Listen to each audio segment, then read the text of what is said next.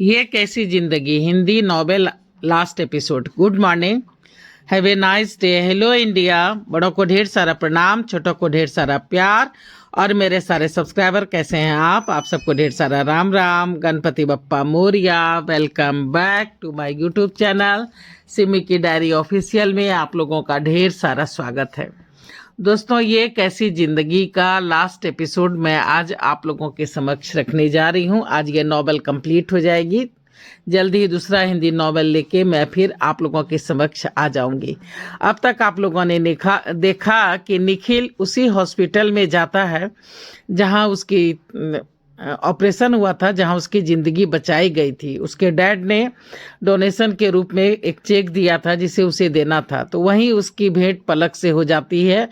तो वो खुशी से झूम उठता है। उस दिन पलक का बर्थडे होता है, तो वो पलक के साथ उसके घर चला जाता है और सारी बातें साफ साफ बता देता है। तो पलक को और बिमली देवी को पता चल जाता है कि ये ही निखिल है। निखिल अपने किए गए गलती की माफ़ी मांगता है और सारी बातें साफ करता है कि हर्ष उसके पास ही है और वहीं रह रहा है। तो बिमली देवी से परमिशन लेकर कि आज मैं इसके साथ रहना चाहता हूँ, तो वहीं रुक जाता है। लेकिन वहाँ से वो भाभी को एसएमएस कर देता है। निखिल ने भाभी को एसएमएस भेज दिया था कि सरप्राइज है, सवेरे आऊँगा साथ लेकर। उसने भीतर ही भीतर सारी तैयारी गौतमी ने कर ली थी। ऊपर से प्रभु की आज दया थी कि आज संडे था, हर्ष घर पे ही था। निखिल की गाड़ी घर के हाथे में आके रुक गई थी। रुको बहू, पहली बार घर आ रही हो, आरती तो करने दो। बहू कौन है? गौतमी, आप खुद आके देख लीजिए ना मम्मी। अरे निखिल तू, और ये कौन है? ये वही डॉक्टर है जिसने इसे जीवन दान दिया है, नया रूप दिया है, नई जिंदगी दी है। ओ, पलक ने सबों के पैर छू लिए। बैठो। पलक बैठ तो गई पर उसकी आंखें हर्ष को ही खोज रही थी। गौतमी समझ गई। उसने कहा कि आओ ऊपर चलते हैं, ऊपर कमरे में है। सीढ़ी चढ़ के वो ऊपर दोनों जा ही रही थी कि गौतमी को चक्कर आ गया। क्या हुआ भाभी? बड़ी मुश्किल से उसे पलक ने संभाला। कुछ नहीं, आ। हर्ष? हाँ मम्मा। वो बैठ के ड्राइंग कर रहा था। पलक दौड़ के गई और उसे बुरी तरह से चुमने लगी। हर्ष घबरा गया। कौन है आप? छोड़िए मुझे। पलक ने कतार दृष्टि से गौतमी को देखा। गौतमी ने आंखों ही आंखों में इशारा किया, सब ठीक है। तभी उसे फिर चक्कर आ गया। पलक उसका मुआयना करने लगी। थोड़ी देर के बाद, कांग्रेट्स भाभी, आप माँ बनने वाली हैं क्या? हाँ, देखो प्रभु की माया, हर्ष से बिछुड़ने के गम से भी मुझे उबार दिया। ये तेरे शुभ कदमों का असर है। पलक हर्ष और गौतमी के साथ कुछ देर में नीचे आ गई। गौतमी बोल रही है सबसे, 3 खुशियां हैं मॉम डैड, दिल थाम के बैठिए। अच्छा, क्या क्या? ये पहली, ये आपकी नई बहू। दूसरा, ये आपका अपना पोता ही है, निखिल और पलक का बेटा हर्ष। क्या? हर्ष हमारा ही बच्चा है? हाँ। और तीसरी खुशखबरी क्या है बहू? गौतमी शर्मा गई। वो ये है छोटी मॉम की भाभी माँ बनने वाली है। तभी पलक ने कहा, क्या? हे भगवान, तेरे घर देर है पर अंधेर नहीं। तेरे कदम बहुत शुभ है बहू। तभी सोमेश भी घर आ गया था। सभी खुश हो गए थे।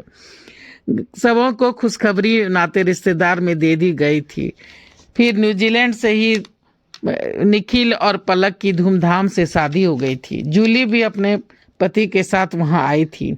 पलक और निखिल ने न्यूजीलैंड में ही रहने का फैसला कर लिया था ताकि भाभी की ठीक से देखरेख हो सके और हर्ष को भी हॉस्टल ना जाना पड़े।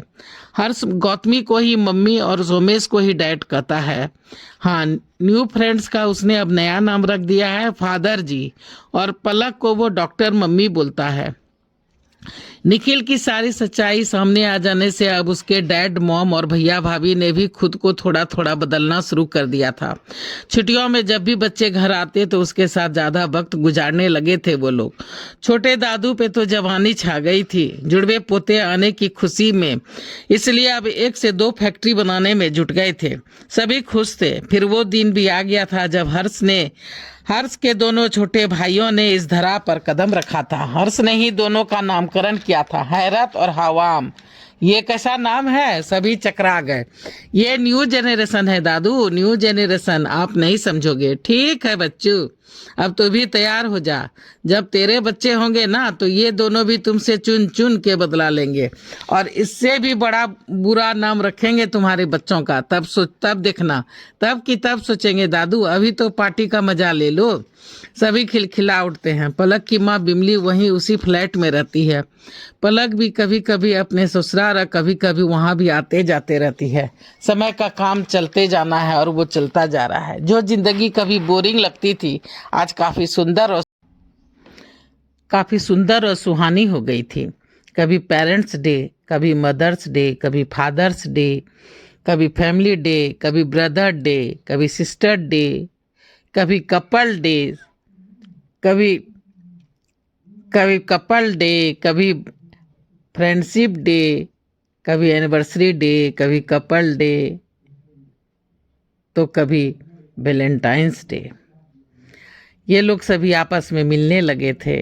बहाना ढूंढ ढूंढ के समय निकालते थे, आपस में मिलते थे और खुशियां मनाने लगे थे। अब आगे के यंग जनरेशन वाले भी अपनी मस्ती खुल के करने लगे थे। सभी पलक और निखिल को दूसरे बच्चे लाने की भी जिद कर रहे थे कि एक और बच्चा होना चाहिए, पर उन दोनों ने इस पे ध्यान नहीं दिया था। तभी बिमली बोल उठी थी, मुझे तो एक नाती या नतनी और चाहिए, मैं देखभाल करूंगी। डॉक्टर मम्मी, तभी हर्ष बोल पड़ा था, हाँ मुझे लगता है थोड़ी गलती हो गई। वो क्या? हमें ग्रैंडपा और ग्रैंड मदर्स डे भी मनाना चाहिए। और वो आप लोग क्या कहते हैं, समधी समधन डे, वो भी मनाना शुरू करना चाहिए। तब नानू को कोई शिकायत नहीं होगी। क्यों नानू, ठीक कहा ना मैंने? बिल्कुल। उसके लिए लिटिल मास्टर आप चिंता मत कीजिए, मैं आ गई हूँ ना। अरे Julie aunty, hello Julie aunty, कैसी हैं आप? हेलो, बहुत अच्छी। तभी बिमली बोल पड़ी, जरा संभल के। हाँ माँ, मैं आ गई हूँ अपने मायके।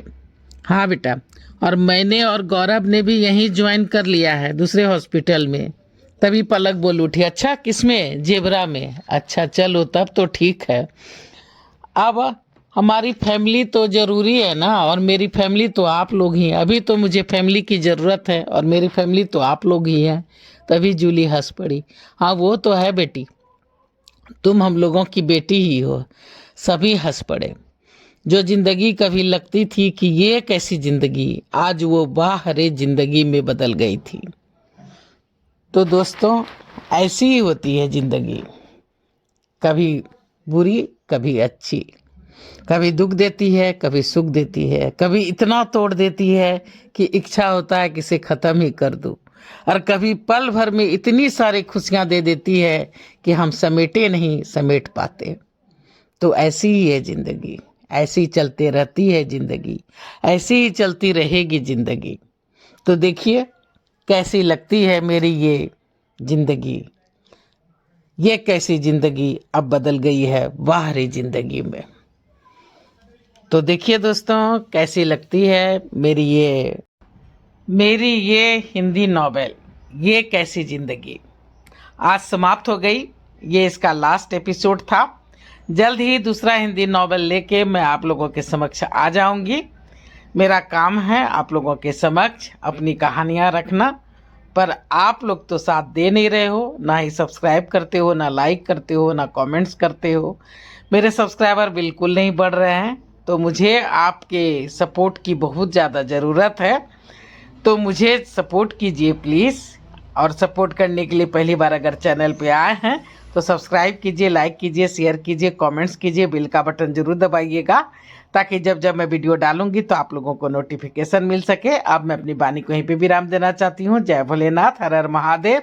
और आप लोगों का ढेर सारा थैंक्स मेरे वीडियो को शुरू से अंत तक देखने के लिए, अपना सपोर्ट बनाए रखने के लिए। Thanks for watching my video.